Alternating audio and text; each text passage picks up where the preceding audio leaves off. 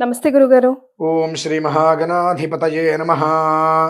గురుగారు, జనవరి 25 తారీఖు మీరు చేయాలనుకుంటుంది నిజంగా చాలా పెద్ద కార్యక్రమం. చాలా బృహత్తమైన కార్యక్రమం అని చెప్పొచ్చు. అయితే అది ముఖ్యంగా ఆ హోమగుండం వీడియోస్ నేను చూశాను గురుగారు. వామ్మో! అక్కడ నుంచోడానికే కొంచెం అట్లా అట్లా అనుకుంటా నుంచుంటాం. అంతెందుకు గురుగారు, ఇప్పుడు అగరబత్తి వెలిగించిన తర్వాత ఆ కొద్దిసేపైనా ఆ పొగ తట్టుకోలేం కదా! మీరేమో అంత పెద్ద హోమగుండంలో అసలు విరివిగా మంటలు వచ్చేస్తున్నాయి. ఆ మొత్తం అసలు ఆ రోజు జరిగే 12, 16 గంటల విధి విధానం చేసే ముందు మిమ్మల్ని మీరు ఎలా ప్రిపేర్ చేసుకుంటారో తెలుసుకోవాలనిపించింది గురుగారు నాకు. తప్పకుండా అమ్మా. ఇందులో నన్ను నేనేదో ప్రిపేర్ చేసుకోవడం అనేటువంటిది ఏమీ లేదు. ఆయన సంకల్పం నా నుంచి కార్యసాధనగా నన్ను తీసుకున్నారు. దానికి ఆయన కొన్ని ఇచ్చినటువంటి విధానాలు మనం ఎలా చేసుకొస్తాము అని అంటే దానికి మూలంగా కూడా ఒక అద్భుతాలు జరిగినాయి. మనం కూడా చెప్పినట్టు గుర్తు నాకు.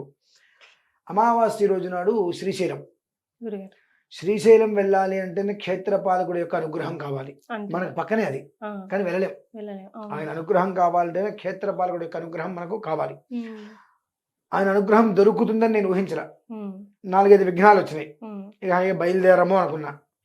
రాత్రి 9:30, 10 గంటలకి స్నేహితుడు నేను కారు తీసుకుని వచ్చేస్తాను అన్నాడు. నా కారుకు చిన్న ప్రాబ్లం వచ్చింది. పొద్దున్నే 4:30, 5 గంటలకల్లా వస్తానటువంటి వ్యక్తి 6:30కి వచ్చాడు. సరే బయలుదేరాము, శ్రీశైలం వెళ్ళాము. చాలా మంచివాడు మనిషి. ఎంతటి నిదానస్తుడు అంటే నేనైతే కంచి 3 గంటల్లోపు శ్రీశైలం వెళ్తాను, 5 గంటలు తీసుకెళ్ళాడు చిన్నగా. ఆరాంసే వెళ్దామని చెప్పి నాకేమో నా సమయం అయిపోతుందని. కానీ ఈశ్వరుడు అనుగ్రహం శ్రీశైలం వెళ్ళాము. ఆ సాయంత్రం దేనికోసం వెళ్ళాము శ్రీశైలం? 25వ తారీఖు రోజు నాడు చేసేటువంటి క్రతువుకి నాకు అనుజ్ఞ కావాలి. నీ నుంచి నాకు పరిపూర్ణమైన అనుజ్ఞ కావాలి.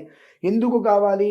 మరలా ఏ ఒక్కరూ కూడా ఆ రోజు నాడు ప్రత్యక్షంగా కావచ్చు, పరోక్షంగా కావచ్చు, పాల్గొనే వారికి ఇచ్చేటువంటి ఆ రక్షతోటి ఇంకెవరూ కూడా కష్టంతో కొబ్బరికాయ కొట్టద్దు. నువ్వు నిలబెట్టుకో, నేను ఉన్నాను, నువ్వు చూపించు.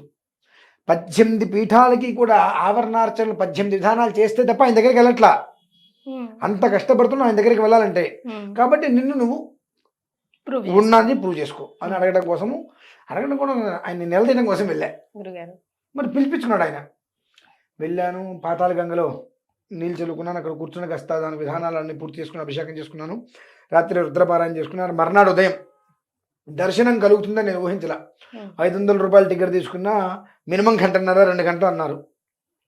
సరే చూద్దాంలో ఈశ్వరానుగ్రహం ఎలా ఉంటే ఇలా జరుగుతుంది. టికెట్ తీసుకుంటే 3 గంటలు 2.5 గంటలు అన్నారు. అది ఎలా తోసుకుంటూ వెళ్ళాల్సి వస్తుంది.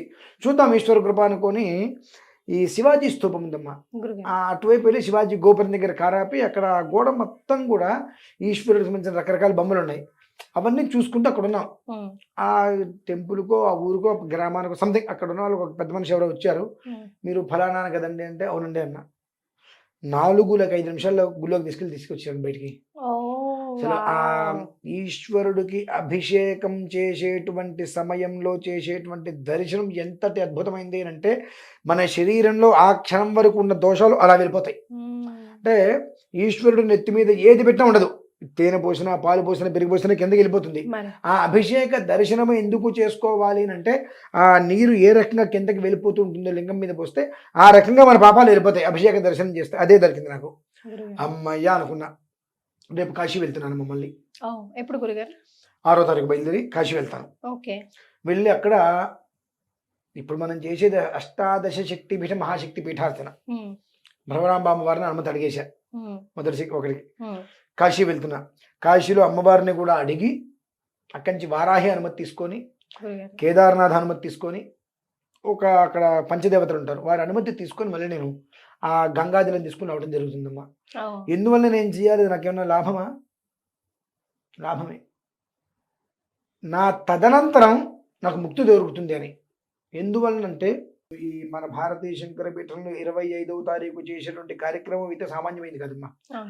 ఉదయం నుంచి మొదలు పెడితే కంఠం ఆబాలగోప విదిత సర్వానుల్లంఘ్య శాసన శ్రీచక్రరాజనిలయ శ్రీమత్రిపుర సుందరి ఒక రకమైన కంఠంతో రావాలి. నేనేదో అలా చెప్పుకుంటే వెళ్తున్నది. స్వరాక్షర పద వృత్త వర్ణాలన్నీ కూడా ఉచ్చేశ్వరంలో ఉదయం నుంచి సాయంత్రం వరకు అది కంఠం అనేటువంటిది అరగదీస్తూనే ఉండాలి. మీరు ఎప్పుడు ఏ శ్లోకం చెప్పినా ఏ మంత్రం చెప్పినా నేనైతే ఇలా అనుకుంటాను, వెంటనే అది తెలుస్తుంది vibrations. గురుగారు. వైబ్రేషన్ 100%. వచ్చినప్పుడు ఈ 11 ఆవరణార్చనలు దాటి మనం కైలాస యంత్రంలో ఈశ్వరునికి వెళ్తాం. కానీ ఇక్కడ 18 ఆవరణార్చనలు దాటాలండి. 11 కన్నా ఇంకా ఎక్కువ 18 మరి ఆవరణార్చనలు. 11 ఆవరణార్చనలు చేయడానికి మహా అయితే మనకు గంటే పడుతుంది మహాలింగార్చనలో. కానీ ఇక్కడ 18 ఆవరణార్చనలు చేయడానికి సుమారుగా 9:30-10 గంటలు పడుతుందమ్మా. ఆవరణార్చన చేసి ఈశ్వరు దగ్గరికి వెళ్తే వందే శంభుమాపతిం సురగురుం వందే జగత్కారణం వందే పన్నగభూషణం మృగధరం వందే పశూనాం పతిం వందే సూర్య శశాంకవన్నినయనం వందే ముకుంద ప్రియం వందే భక్తజనాశ్రయం చ వరదం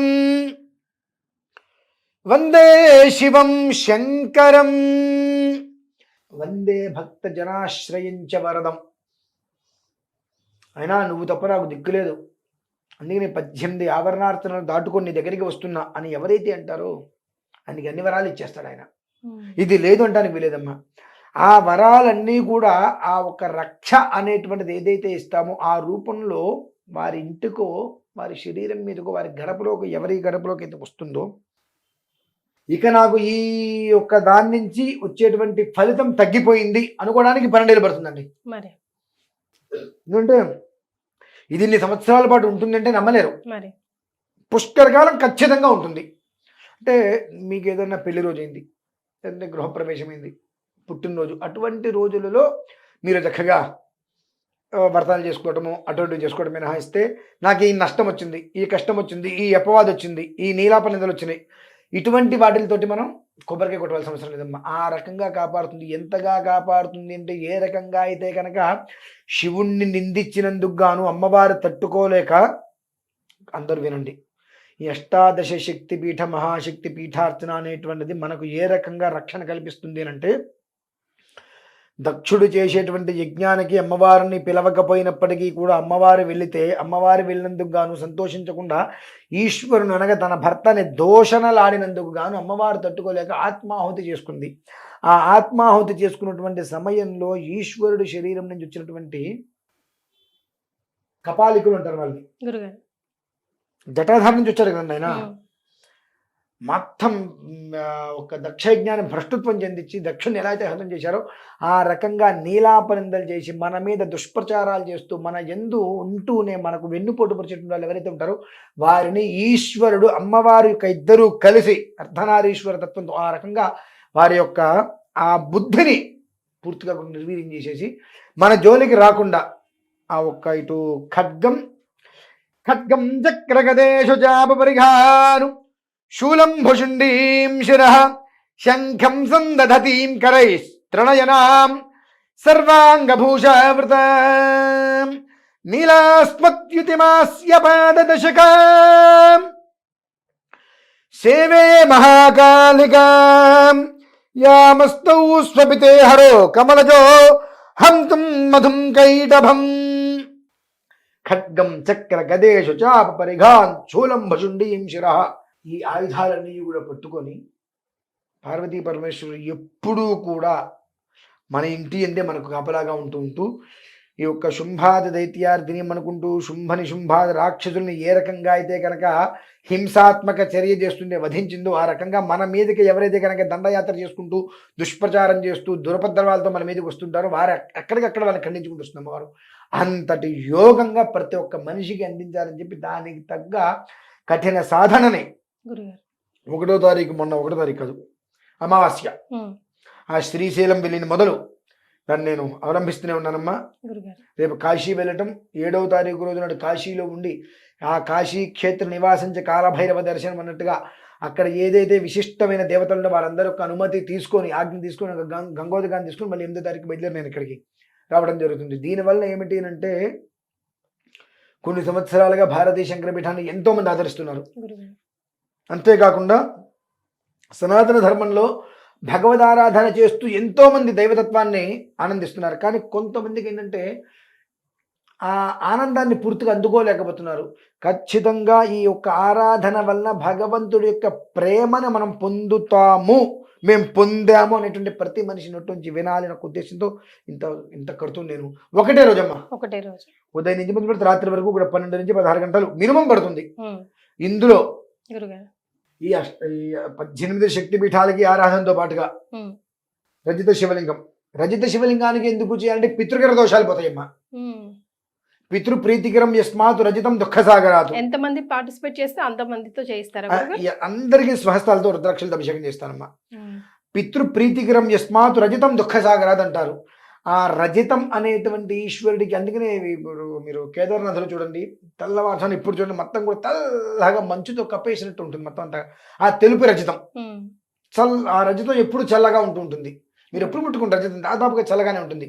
మంచు పర్వతం ఎప్పుడు చల్లగానే ఉంటుంది. అందుకని ఆయనకి చాలా ఇష్టం ఈశ్వరుడికి. ఆ రజిత శివలింగానికి అభిషేకం చేసినట్టయితే ఈ పితృకరయుక్త దోషాలు ఏవైతే ఉంటాయో అవన్నీ కూడా పూర్తిగా కూడా ఉమ్, నిర్వీర్యమైపోతాయి. అటువంటి రజిత ఈశ్వరుడు ఆయనకి అభిషేకం చేయడమే కాకుండా 360 శివలింగాలకు అభిషేకం ఉంటుందమ్మా. గురుగారు 360 శివలింగాలు. శివలింగాలకి విడిగా అభిషేకం ఉంటుంది అమ్మో, ఏకకాలంలో. 2 కళ్ళు సరిపోవు గురుగారు చూడడానికి కదా.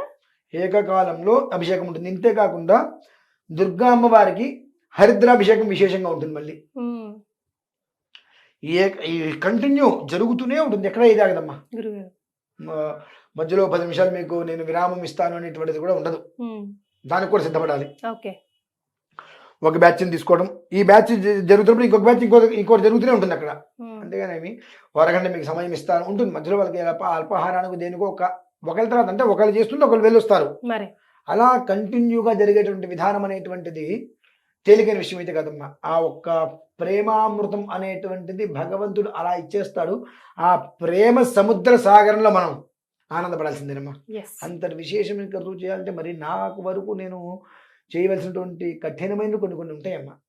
అవి నేను చెయ్యాలి. అది నేను చేస్తే ఈశ్వరుడితోటి అమ్మవారితోటి నేను తగాదాగా దిగాలి. మరి ఎందువల్ల తగాదా దిగాలి? నువ్వు చెప్పావు, అంత శుభ గడియలు ఇచ్చావు. ఎంతటి శుభ గడియలమ్మా అవి, సామాన్యమైనవి ఆ గడియలు ఏమన్నా. ఉమ్, ఏకాదశి సామాన్యమైంది కాదు. ఉమ్, జ్యేష్ఠ నక్షత్రం, మొత్తం దేవతలందరికీ కూడా రాజు ఇంద్రుడు. ఆ రాజు నక్షత్రం జ్యేష్ఠ. ఇంద్రాధిపత్యం కోసం జ్యేష్ఠ నక్షత్రం వాళ్ళు ఎన్నో ప్రయత్నాలు చేస్తూ ఉంటారు ఆ స్థితికి వెళ్ళాలని చెప్పి. ఆ రోజు అదే జ్యేష్ఠ. ఉమ్, పుష్యమి అంటే పుష్యమాసం, పుష్యమైన కానీ ఉమ్, పుష్యమాసం అంటే శనికి ప్రాణకరమైనటువంటి. ఉత్తరాయణం వచ్చింది, మకర సంక్రాంతి వచ్చింది, ఆ మకరంలో రవి ఉంటున్నాడు. ఇన్ని రకాలైనటువంటి శుభ గడియలు రావడం అనేటువంటిది దేదీప్యమానం జీవితానికి, ప్రతి మనిషి జీవితానికి కూడా.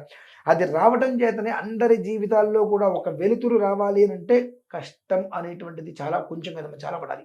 మరి ఆ కష్టాన్ని అంతని కూడబెట్టుకొని ఆ ఒక్క ప్రక్రియ చేసినప్పుడు ఆ ఒక్క ఫలితం ప్రేమ రూపంలో అందుకుంటారు అందరూ కూడా. సో విన్నారు కదా, జనవరి 25th గురుగారు చేపడుతున్న ఈ మహత్తర కార్యక్రమంలో ప్రత్యక్షంగా లేదా పరోక్షంగా మీరు పాల్గొనాలంటే కనుక పూర్తి వివరాలు కింద స్క్రోల్ అవుతున్న నంబర్కి కాల్ చేసి తెలుసుకోవచ్చు. చాలా సంతోషం గురుగారు, ధన్యవాదాలు.